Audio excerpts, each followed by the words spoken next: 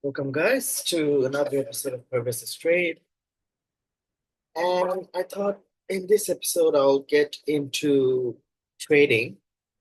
I know the episodes I created so far, we talked mostly about global economics and different financial markets and all that. I gave some predictions, but I never talked anything specific about trading. And so I think now would be a good time to talk about trading. And yeah, so let me just give you guys some context. I first started trading when I was very young. I was 16 or 17. I started doing CFD options trading. Um, for those of you who don't know, basically CFD is basically short for contract for differences, and you're basically trading a contract, and you're basically betting the price of an underlying asset to go up and down. And you're not trading that underlying asset, but you're trading on the bet that the underlying asset goes up or down. And you can trade your CFD contract with margin, with leverage. And for those of you who don't know what leverage is, you basically multiply your return, but you also multiply your potential loss. And yeah, we'll get into details about that later on. So uh, that's when I first got into trading when I was pretty young. And obviously, like most Asian kids, I was um, not told. I wouldn't say I was pushed, but clearly I was. I wanted to take it easy, play it safe, so I went and finished my engineering degree in Canada. And yeah, I was trading in the Canadian stock market as well, trading with my dad, trading on my own. And then I graduated from my engineering degree. And yeah, I've worked as a trader since then, in a professional job as an energy trader. So we're basically trading gas and electricity. And yeah, I left the job at the beginning of this year, and I just, you know, I know when people see the movies like Wolf of Wall Street and other traded movies that basically, I don't know, if you see a movie like Wolf of Wall Street or American Psycho, for example, right? As a young boy, 17 or 18 years old, it's hard to tell you not to go down that career path. But the truth of the matter is really, it, there's a lot that goes down below the surface. And so on the surface, it looks like a exciting, fun career, which it is. Don't get me wrong, but it's a very, it's not like your any ordinary work environment. So expect to get burnt out very fast and expect to deal with a lot of corporate BS if you're trying to work as a trader. And yeah, one day I just woke up and I decided that this is not something I want to do for the rest of my life. And yeah, so I just called my manager and said that, yeah, this is not working out. I want to move on. And yeah, I just left with my job. And I know for a lot of people, leaving your job is a big decision to make, right? Without having another job lined up. But yeah, uh, it just being at that workplace, I'm not trying to diss anyone. I mean, there were a lot of nice people there. I'll not give you the name of the company I worked for. I mean, I'm pretty sure you can figure it out and find it out online. But the thing is, working with those traders in that trading environment, I realized what I don't want. What I wanted was to learn trading and yeah, make money through trading, sure. But what I did not want was to work in an environment which is very cutthroat. And look, here's the thing.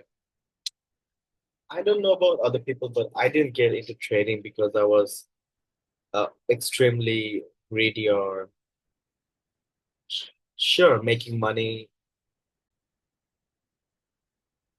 And like so as I was saying, I know. Look, you don't go into trading to save the world or because you're passionate about trading per se, but for me, you know, I love the journey more than the destination, I guess, to put it simply. Making money, I mean, sure, the days you made money felt good, but then there were days you lost a lot of money. So at one point, you have to basically cut all emotional attachments with making and losing money. So if you're extremely happy on the days you made money, you're going to be extremely upset on the days you lose money. And the best thing you can do is basically to just cut off all emotional attachment to making or losing money. And cutting off the emotional attachment to losing money is not easy. So you can start off by cutting an emotional attachment to making money. So the days you made money, just okay, it's a win, move on, move to the next day. Okay. And if you can do that, if you can just control your excitement, your happiness on the days you make money, you will be able to control your sadness and your misery on the days you lose money. And I think that's what a lot of, especially new traders, fail to understand.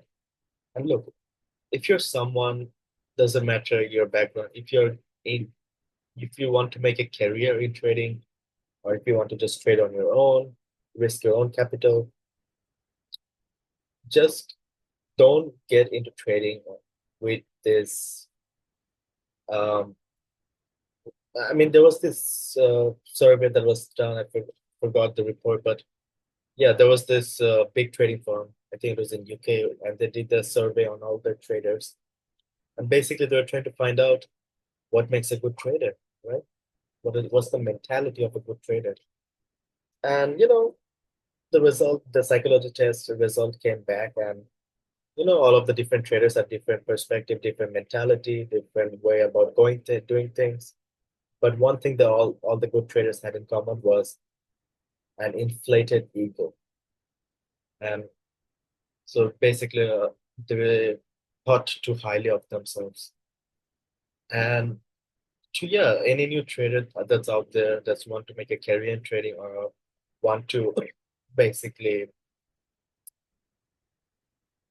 you know, make a career in trading or get out there and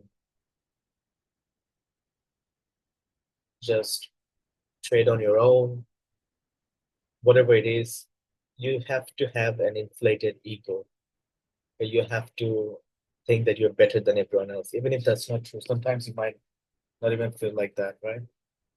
But you have to think at least that you are better than everyone else. And that's why I tell people that if you're someone who's very humble in nature, very humble character, then you should not get into trading. Okay. And that doesn't mean you're a bad person. It just, look, you're going to lose money. Okay. That's just a fact. Whether you're trading with your own capital or someone else's capital, there will be days you will lose money.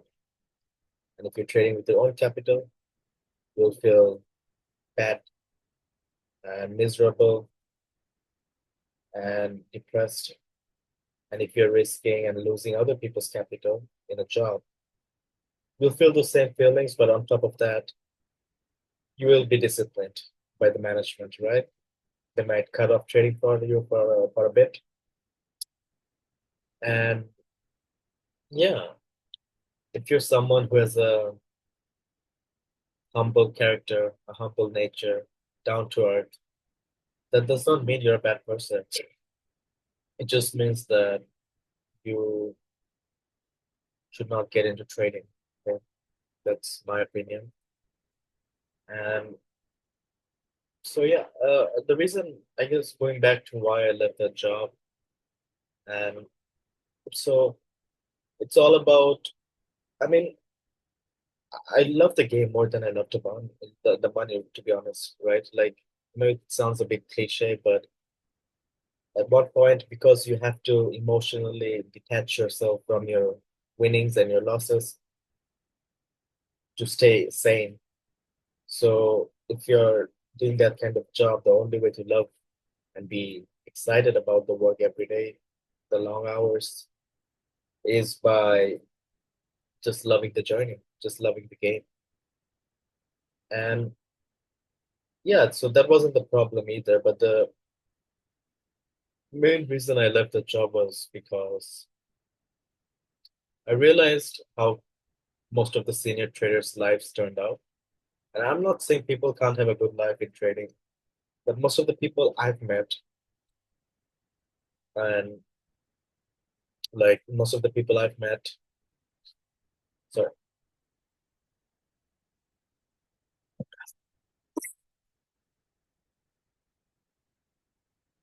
and yeah, like you can have a decent life, a good life while being a good trader, but it's a stressful job, it's long hours, and the environment, working in that environment, and then coming out of that work environment, and then de-linking from that work, and then spending time with your family. It's not as easy as most people think, right? And in my experience, at least what I saw at my professional job and the traders I knew from my personal life, the traders that made the big money, they really did not have a stable family life. Yeah, that's what I've experienced. Whether it was at my professional job, I've met some senior traders who made decent amount of money. They were very good at what they did, but they did not have a good, stable family life. And yeah, so,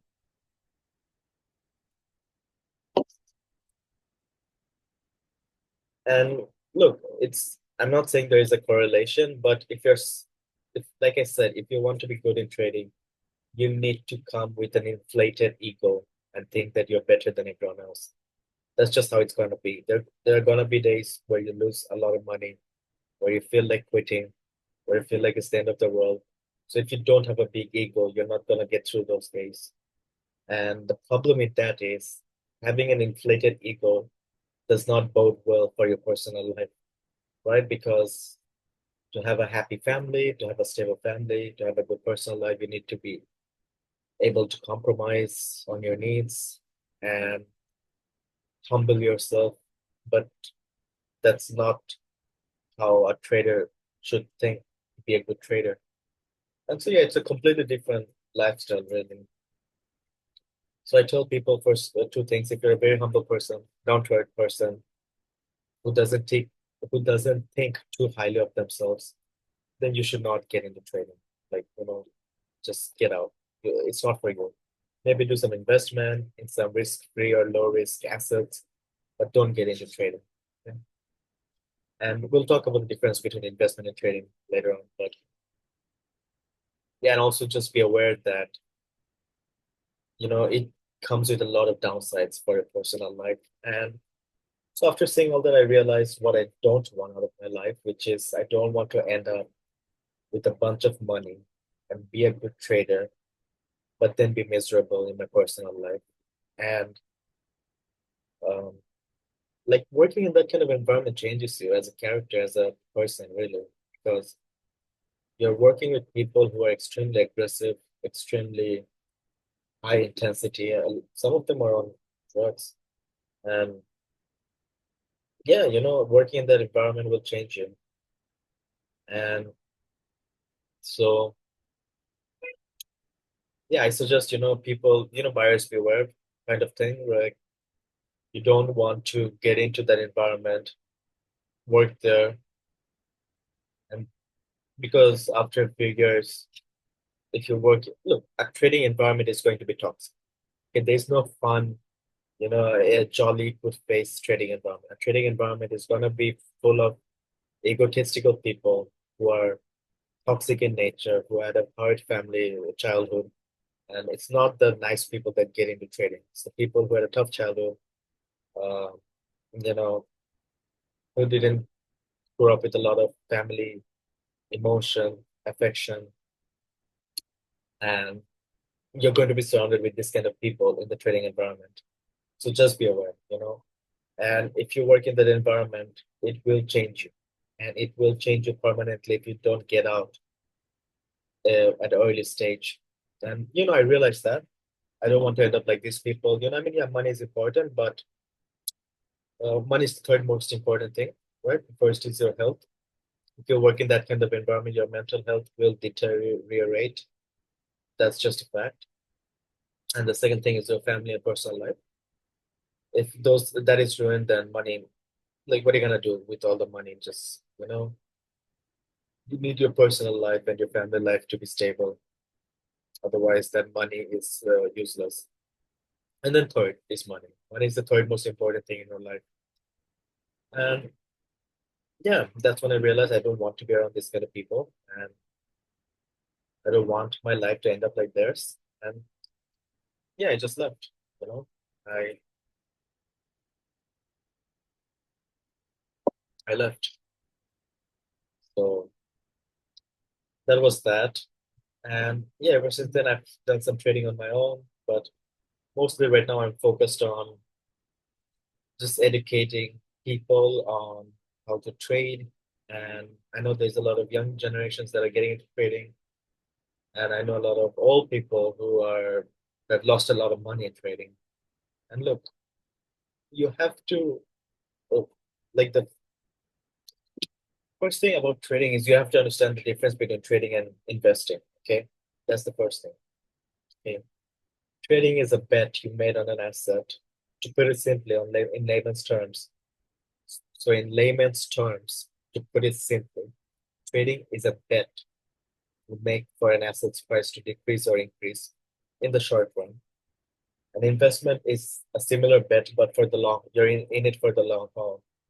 Right. So trading, you're getting in and out of the asset in the short run in a very short period of time, maybe a 1 day, less than a day, few weeks. But usually by then you're done. You got in, you got out. An investment, you might hold the asset for multiple months, multiple years, different story. And the fundamental difference there is that because trading is done in a shorter period of time than investment, the risks are higher, right?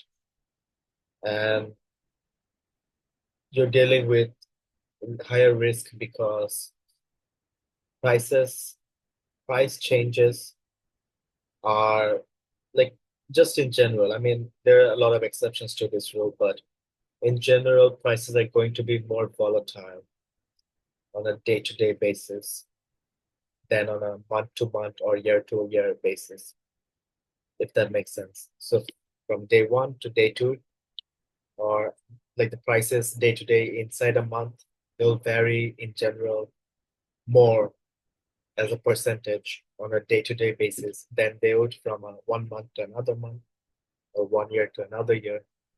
And that's why the risks related to trading versus investment risks are higher in trading. And so yeah, the risks are higher.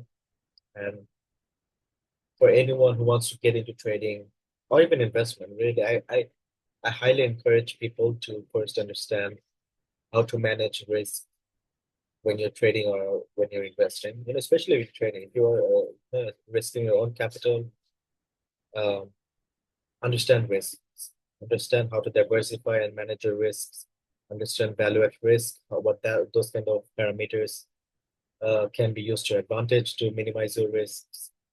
And so it's called VAR, value at risk.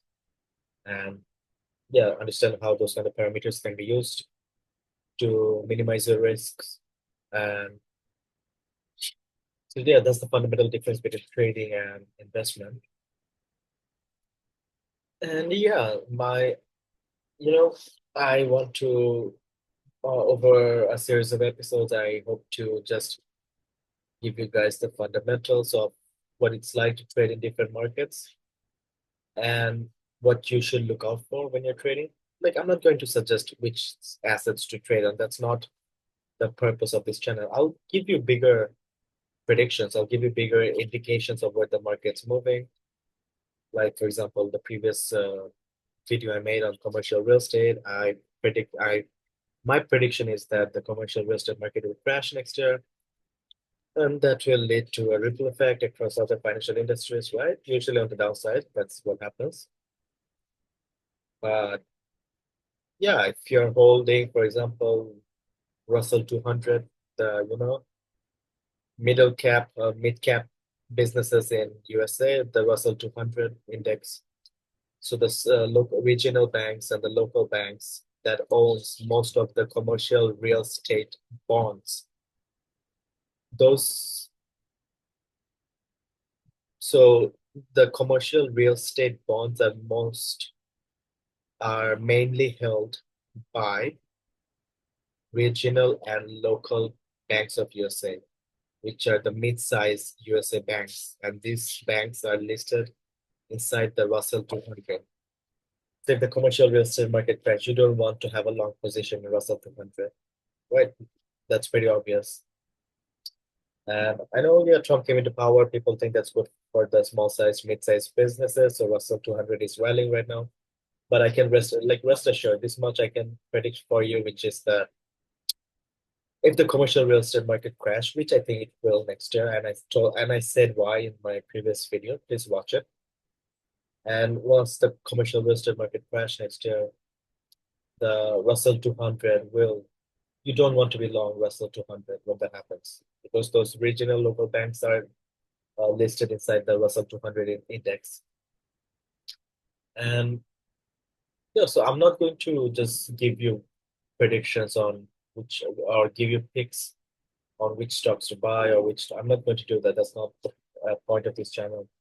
But I will give you an overview of how to identify good time to get into a long position or a short position, and just overview of different markets, how to trade in different markets, whether it's forex, stocks, crypto, and options and derivatives and all that.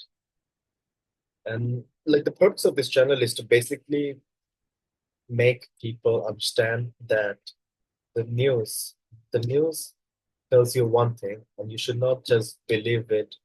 You should, with an naive mind. Okay, whatever the news tells you, you should have the capacity to think about why they're telling you this news, what they're potentially hiding, and what are the implications, what are the underlying tones and the hidden words, basically. And so my goal of this channel is to basically just, explain how the global financial markets work, what's really going on with geopolitics, and just give you some major predictions that's coming up in the next few years. And just to make people aware that, you know, your understanding of how the world works is not necessarily,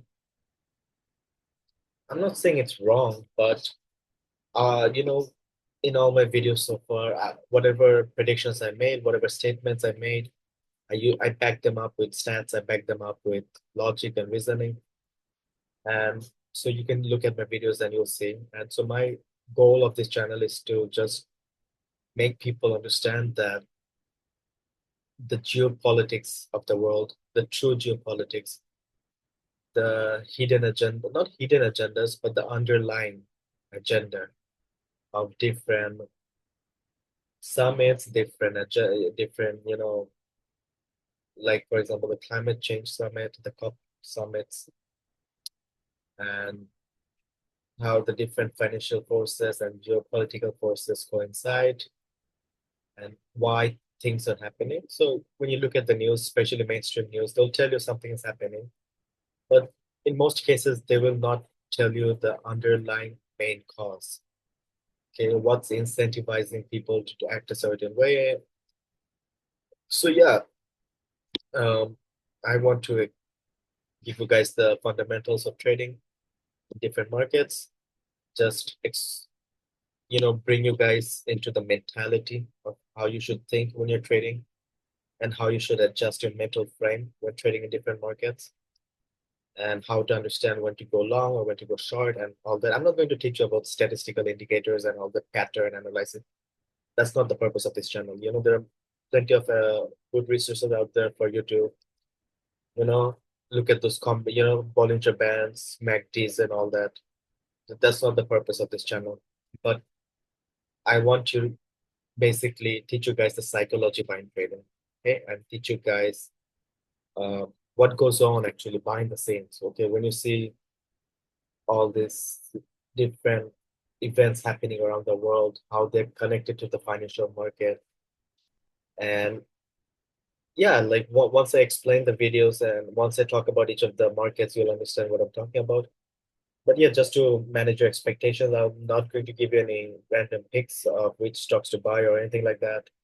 I'm not going to teach you about any statistical pattern analysis and all that. That's not the point of the channel. But it's to basically give you guys a better understanding of global politics, global financial markets, and the psychology that goes behind trading. Because I think it's a trading. Look, I know people made money using a lot of algo trading, as they call it, right? Algorithm based trading. Then there's discretionary trading. You're trading with your instincts. And then there's statistical analysis based trading. You use different stats, different models to trade with. And that's all well and good. But at the end of the day, yeah, what's trading? Okay? When you see price fluctuation of an asset, what's happening?